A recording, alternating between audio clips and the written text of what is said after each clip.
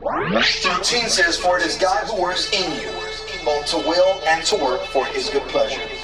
Think about it this way. You have free access to a gym.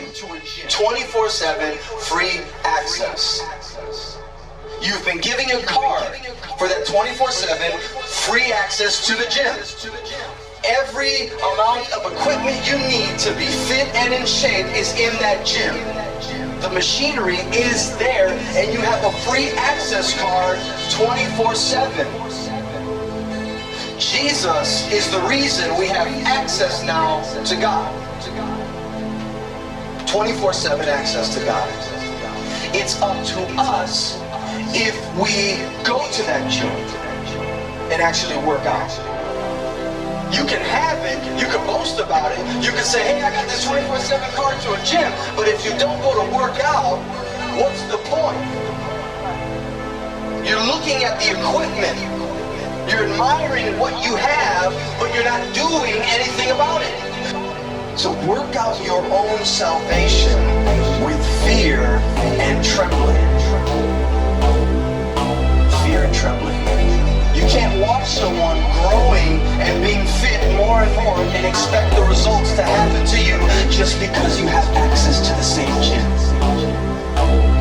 And I fear that that is what happens to many Christians in many churches. They've got the free access, but what are you doing with it? Why with fear? Because God is to be revered.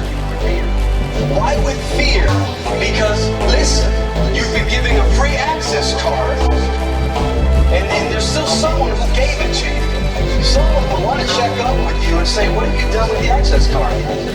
Have you checked it out?" "No, I haven't had time." Is working out the easiest thing to do? It's easy to those who are used to it. It's easy to those that have routines. They know every morning, or at this time of day, they're going to do this much. At this time of day, they're going to eat this much. At this time of day, they're going to go here and do that. This day of the week, they're going to work that out. And then another day, recuperate for the same thing to happen again. So there's planning involved with this workout. There's planning involved. But we become so lazy. Why is that, church? Because we have access to it. Well, I could go anytime I want, but you're not going to that place to work out. You have access to God the Father through Jesus Christ, but what are you doing to work out your salvation? How frequently are you checking in, swiping into that gym that you have access to? For it is God who works in you, both to will and to work for his good pleasure. So as we're working out, we're getting spiritually fit. As we're working out our salvation, we're in fear and trembling. We're growing. We're not only knowing it, we're doing it. We're living it. Amen. You can know you have the access card, but you don't know what the access card can actually do if you don't use it. He does it in us for his good pleasure. So we're doing all these things, and it feels great, but at the end of the day, you must know that it's not for you. None of this is for you. Your life is not for you, but you were created with a purpose. One of the primary reasons is to bring worship to God. Will you not be perfect? Yes, but you should desire with every vein pumping in your body that you would be perfect as Christ is perfect. That means doing things that your flesh is opposed to.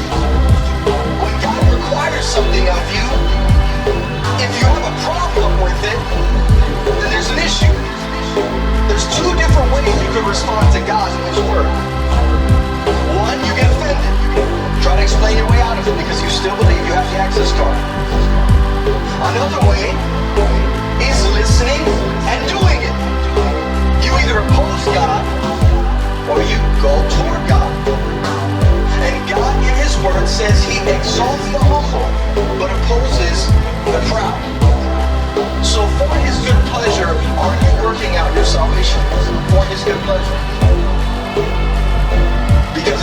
your good pleasure. If you're living a Christ-favored life or a Christ-flavored life, if you're living a Christ-flavored life, it's not for your good pleasure. But that would offend somebody to know that every idea, your thoughts, your aspirations, your dreams, what you want to succeed in, what you want to do with your life, my friend, is not for you, but it's for the good pleasure of God. Meaning, if you ain't pleasing God, but yet you're His kid, He's going to rebuke you. Life will suck for you, but by the grace of God, God will be there. Amen. Don't oppose God, and don't oppose the thought and the truth and the fact that God is the one that works in you for His good pleasure and not your own. And you look to your neighbor and say, God works in you for Himself.